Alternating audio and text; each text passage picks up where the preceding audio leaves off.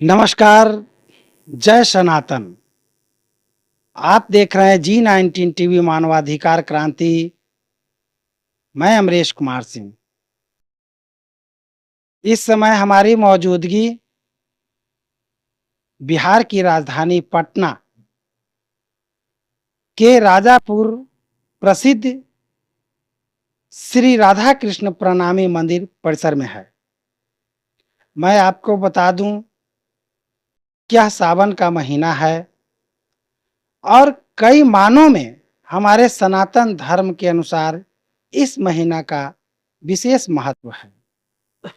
कहीं जगत जननी माँ सीते झूला झूलती है तो कहीं राधा मैया और भगवान कृष्ण झूला झूलते हैं। आज हम पटना के ऐतिहासिक और प्रसिद्ध श्री राधा कृष्ण प्रणामी मंदिर परिसर में आए हुए हैं, जिसका कि ऐतिहासिक और धार्मिक महत्व इस क्षेत्र के लिए बहुत अत्यधिक है। वह राजापुर श्री राधा कृष्ण प्रणामी मंदिर परिसर जो वर्षों नहीं सदियों से अपने तमाम हिंदू सनातन भाइयों बहनों को आपस में जोड़ने का काम कर रही है, विश्व मानवता और संदेश का काम कर रही है। आज इस परिसर में बीते 11 अगस्त से लगभग 1 महीने का कार्यक्रम आयोजित किया जा रहा है, जिसमें श्री बीतक कथा महायज्ञ और झूला महोत्सव को मनाया जा रहा है। इस संदर्भ में हम यहाँ के पीठाधीश्वर आचार्य सुरेश चंद्र शास्त्री जी का अभिनंदन करते हैं, अभिवादन करते हैं कि ये लगातार अपने सनातन के संदेशों को, अपने कृष्ण प्रणामी धर्म के संदेशों को देश दुनिया में फैलाने का काम कर रहे हैं। हमेशा से इनका यह प्रयास रहता है कि इनके जो गुरु महाराज थे या इनके जो धर्म के प्रवर्तक थे या जो इनका जो ग्रंथ है, उसके संदेश जो है देश के प्रत्येक लोगों तक पहुँचे और वे लोग भी अपने आप को जान सकें। तो आइए आज इस शुभ अवसर पर हम इनका स्वागत करते हैं और अभिनंदन करते हैं, और साथ ही हम जानना चाहते हैं कि कृष्ण प्रणामी धर्म के प्रवर्तक प्राणनाथ जी कौन थे और उन्होंने अपने जीवन में क्या संदेश दिया, और साथ ही ये जो राजापुर श्री कृष्ण प्रणामी मंदिर का जो अभी अस्तित्व है, वर्तमान अस्तित्व है, इसके पीछे की क्या गाथा है, इनको यहाँ पर किन्होंने स्थापित किया, उनका संदेश क्या था। महाराज जी बहुत बहुत धन्यवाद करेंगे दर्शन चैनल को। ये निजानंद संप्रदाय कृष्ण प्रणामी धर्म से ये संप्रदाय पूरे विश्व में फैला हुआ है। इसका मूल स्थान नौतनपुरी जामनगर है, द्वितीय स्थान महामंगलपुरी धाम सूरत है, तृतीय स्थान पद्मावतीपुरी धाम पटना है। इसके बाद ये परमहंस पीठ 12 परमहंस पीठ है प्राचीन से, और जिसमें बिहार में प्रथम पीठ है परमहंस पीठ। एक यहाँ एक चेतन धाम गंगापुर भी है बिहार में। तो सावन मास में ये बीतक कथा जो परम धाम से लेकर मृत्यु लोक जागनी ब्रह्मांड कहते हैं, यहाँ तक का लीला का वर्णन है, जिसमें 4 युग इस स्वामी लालदास जी महाराज जो प्राणनाथ जी का लाडले शिष्य हुए, जो ठट्ठा बंदर में लक्ष्मण सेठ नाम से जाने जाते थे, उनके द्वारा लिखी हुई बीतक ग्रंथ है, जो प्राणनाथ जी के धाम गमन के उपरांत स्वामी लालदास जी पद्मावतीपुरी धाम में इसका उल्लेख किया। जो प्रणामी पूरे प्रणामी विश्व में ये सावन मास में ये कथा चला आ रहा है। और इस संप्रदाय का आचार्य निजानंद स्वामी हुए, द्वितीय प्रवर्तक प्राणनाथ जी हुए। और प्राणनाथ जी कि जागनी यात्रा जामनगर से लेकर और अब पूरे भारत में हुए, जिसमें महाराज छत्रसाल उनका शीश हुए और 12 परमहंसों, और उसी परंपरा में ये राधा कृष्ण प्रणामी परमहंस पीठ सत्संग धाम राजापुर महामती प्राणनाथ विद्यापीठ द्वारा संचालन एक कथा, जिसमें बीतक कथा, धर्म संबंधी बीतक संबंधी प्रश्नावली शिविर, झूला महोत्सव, योग शिविर और 1,20,000 वृक्षारोपण पूरे भारत में भागवत कथा माध्यम से का द्वितीय चरण हम लोग अभी इसी का अंग एक महामती धाम तेलमर में है।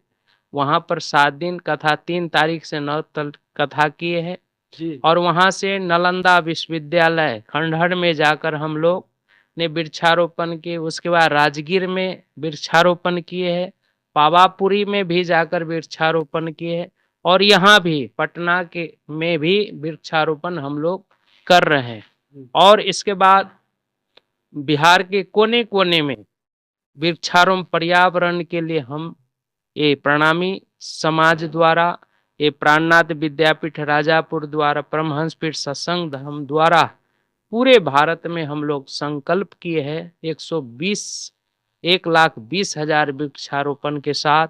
और ये बीतक कथा यहाँ रोज नित्य होते हैं, इसमें सुंदर साथ भक्त समाज सभी भाग लेते हैं और रोज प्रसाद वितरण होते हैं। और इसके उपरांत 1 तारीख को 1/9/2026 को परमहंस स्वामी चिदानंद जी महाराज का जन्म उत्सव मनाए जाएंगे और 4/9/2026 को भगवान श्री कृष्ण का जन्म उत्सव रात्रि 12 बजे मनाए जाएंगे और 5/9 को नंद उत्सव के साथ और परमहंस स्वामी चिदानंद जी महाराज के स्मृति में, पुण्य स्मृति में विशाल भंडारा आयोजन किया जाता है। ये प्रणामी समाज विश्व शांति का बात करते हैं। प्राणनाथ जी की बाणी 18,758 बाणी है, जो परमहंस स्वामी चिदानंद जी महाराज द्वारा 325 वर्ष पूर्व अपने हाथों से लिखित हुई बाणी यहाँ भी हस्तलिखित तारतम सागर है, जिसमें निज नाम श्री कृष्ण जी का उल्लेख पांडुलिपि है। इसका पूर्व में भी आप इंटरव्यू ले चुके हैं। और पूरे समाज में ये बीतक कथा, जिस समय प्राणनाथ जी आए उस समय में इस देश में मत मतांतर की भाव था, हिंदू मुसलमान की सत्ता था, सनातन हिंदू को कुचलने के लिए औरंगजेब पूरे हिंदू को बर्बाद कर रहे हैं। तो प्राणनाथ जी समन्वय करके उन्हें समझाने की प्रयास किए और दिल्ली में गए और दिल्ली में जाकर उन्हें 12 मोमिन सुंदर साथ को भेजे, जिसमें 2 मुसलमान और 10 हिंदू मिलकर उन्हें समझाने का प्रयास किए। नहीं माने। फिर हरिद्वार में विक्रम संवत 1735 में आप पधारे। वहां पर सभी संप्रदायों के साथ में प्राणनाथ जी ने सत्संग किए और सभी आचार्यों लोग ने मिलकर प्राणनाथ जी के बुद्ध निष्कलंक का भी उपाधि दिए। फिर प्राणनाथ जी वहां से दिल्ली से होकर आगे जागनी यात्रा करते मंदसौर होते हुए बुरहानपुर हुए पन्ना में विक्रम संवत 1740 में पन्ना पधारे। वहां किलकिला नदी विष की नदी था, उसको प्राणनाथ जी ने पवित्र किया और छत्रसाल महाराज को शिष्य बनाए और प्राणनाथ जी वहीं पर 11 वर्ष की लीला करके वहां पर शरीर अंत किए हैं। और प्राणनाथ जी महाराज मुसलमान को भी शिष्य बनाए, हिंदू भी थे, इसमें सभी वर्ग लोग आज भी है, पूरे विश्व में है। जामनगर से इस धर्म का उत्पत्ति है, पहले बीज उदय हुआ, पुरी जहां नौतन, सब पुरियों में हुआ ये धन धन। ये नौतनपुरी जाम से हमारे निजानंद सतगुरु 14 वर्ष तलिक जामनगर में रहकर श्रीमद् भागवत श्री कृष्ण ने उन्हें तारतम मंत्र दिया, उसी को हमारे प्रणामी समाज सुंदर साथ उनको जाप करते हैं। महाराज जी बहुत अच्छा। जैसा कि आप बीते कई दिनों से और हमेशा कहिए कि बीतक कथाएं की चर्चा करते हैं। तो जो आपका जो बीतक जो ग्रंथ है, उसका मुख्य मतलब संदेश को किस रूप में बतलाना चाहेंगे?